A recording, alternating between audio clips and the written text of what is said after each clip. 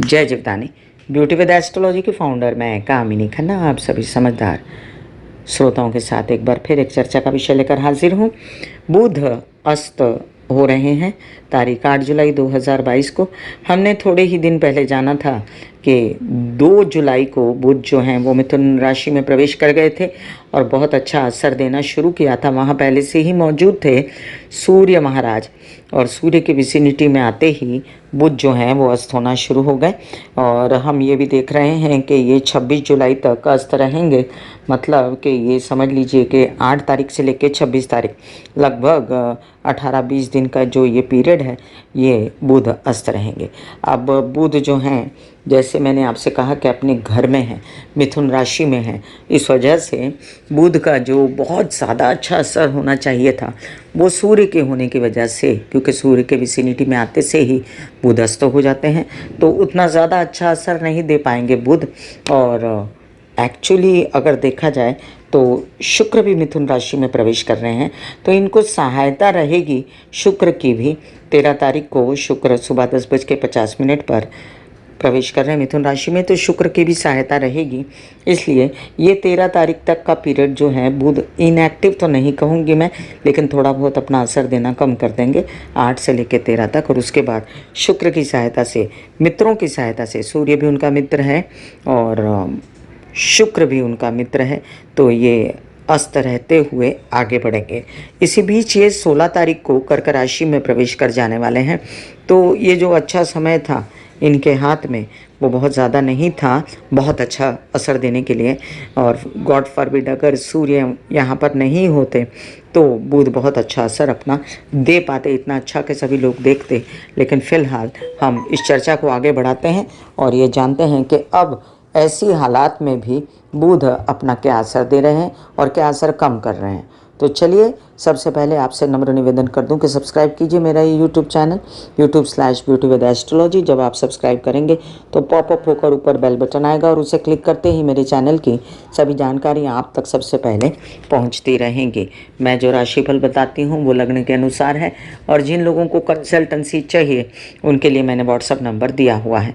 आइए हम जानते हैं संक्षेप में कि मेष से लेकर मीन राशि पर बुध के अस्त होने का क्या प्रभाव पड़ेगा। मेष राशि बहुत ज़्यादा उत्साह पराक्रम था, अब थोड़ा घटेगा और थोड़ा सा विरोधी सर उठा सकते हैं तो थोड़ा संभल के, लोन्स वगैरह लेने में दिक्कतें आए तो आप गणेश जी की आराधना करें। वृषभ राशि आपके धड़ आते आते अगर थोड़ी सी रुकावटें आएँ तो आप भी गणेश जी की आराधना कर सकते हैं। और माइंड थोड़ा सा अगर परेशान रहे बच्चों के कारण, अपने किसी कारण के कारण, तो आप अपने मेडिटेशन वगैरह करके प्राणवायु, यानी मैं कहती हूँ सबको कि प्राणायाम करके अपने आप को कंट्रोल में करें। मिथुन राशि के लिए आपका लग्नेश है बुध और जब अस्त होता है तो आप बहुत ज़्यादा परेशान होते हो। अपने आप को कंट्रोल कीजिए, आपके हाथ में है मेडिटेशन, ध्यान, योग। घर में बेचैनियाँ मत होने दीजिए और जहाँ बेचैनी हो वहाँ से हट जाइए और आप कर सकते हैं गणेश जी की आराधना। आप वैसे मिथुन राशि वाले बता दूं मैं आपको कि आप बुध के उपाय भी कर सकते हैं जो मैं डिस्क्रिप्शन में लिंक डाल देती हूँ। कर्क राशि आपके प्रेम संबंधों में व्यत्यय आना या खर्चे अनाप शनाप होना और आपके पराक्रम में कमी या उत्साह में कमी दिखती है मुझे, तो आप बुध के उपाय नहीं कर सकते। फिलहाल आप गणेश जी की पूजा मंगलवार के दिन कर सकते हैं।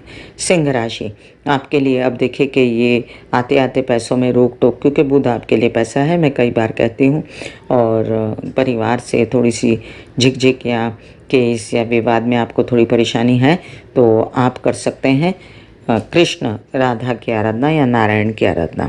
कन्या राशि आपके लिए अब आपके लग्नेश, आपके दशमेश हैं, आपके लिए बहुत इम्पोर्टेंट है और अगर कोई समस्या पैदा करते हैं तो आपको अपने पिता के साथ अनबन ना करते हुए, उनसे सहयोग लेते हुए, अपनी सूझबूझ को कायम रखते हुए अपने काम बनाने हैं।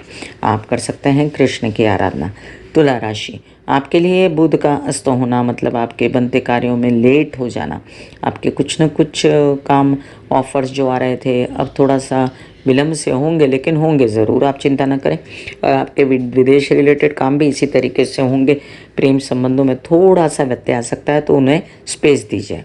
वृश्चिक राशि तबीयत थोड़ा संभालनी पड़ेगी आपको और अपने पैसे आते हुए धन को भी आप रोक टोक ना लगाएं, केसेस विवादों में ना उलझें और अपने पैसे स्मार्टली निकाल लें।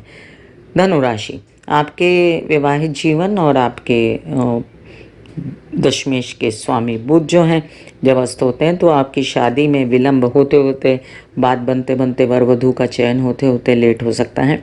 आपके पिता से आपकी थोड़ी बहुत मतभेद हो सकता है, तो अपने दिमाग से सोचिए कि कहाँ आप गलत हैं, क्योंकि ऐसा कुछ नहीं है और काम आगे बढ़ेगा ज़रूर। मकर राशि, आपके लिए आपके लोन्स वगैरह लेते हुए जो बिज़नेस के लिए चलाने थे और ऑफ़र्स जो आ रही थी उनके लिए थोड़ी सा विलम्ब हो गया अगर, तो घबराने की कोई ज़रूरत नहीं, क्योंकि हो के रहेगा। आगे बुध जब कर्क में जाएंगे तो भी आपके लिए बुरे नहीं हैं। कुंभ राशि, आपकी बच्चों से रिलेटेड डिसीजन, अध्ययन, पढ़ाई और आपकी तबीयत से रिलेटेड डिसीजन, कोई भी कार्य में आपको अगर ऐसा लगता है कि मित्रों का सहयोग नहीं है, तबीयत खराब हो रही है, तो आपको क्या करना है, लीफी वेजिटेबल्स वगैरह खाने, बुध के उपाय आप बिंधोक कर सकते हैं और कृष्ण की आराधना कर सकते हैं।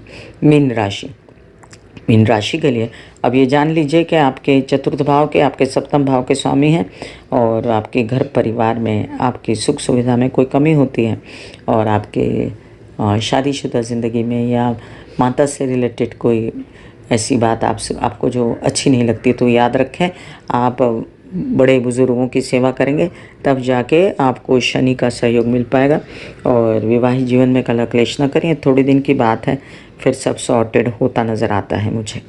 अब मैं कामिनी खन्ना यहाँ अपनी बात को विराम देते हुए एक बात बता दूँ, बुध का स्वभाव है बार बार अस्त हो जाना, कमज़ोर से नाजुक से ग्रह हैं वक्री हो जाना। जो बेचारे बुध लग्न के होते हैं उनको इस बात की दिक्कत होती है। कई सारे लग्न ऐसे होते हैं जो बड़ी देर तक वक्री मार्गी रहते हैं और बुध बड़ी जल्दी जल्दी वक्री मार्गी अस्त होते रहते हैं, तो उन्हें भी नुकसान है, हमें भी नुकसान है। नुकसान किस बात में नहीं है, एक ही बात में नहीं है कि अपनी सूझबूझ, अपनी समझदारी, अपनी दिमाग की स्थिति को कायम रखें और अपना संतुलन ना खोएं और एक्सरसाइज, योग, मेडिटेशन करते रहें, ताकि आपकी दिमागी हालत ठीक रहेगी तो आप कोई भी काम कर पाओगे। काम कोई बड़ी बात नहीं है। God bless you, take care and goodbye. आज्ञा दीजिए, धन्यवाद और नमस्कार।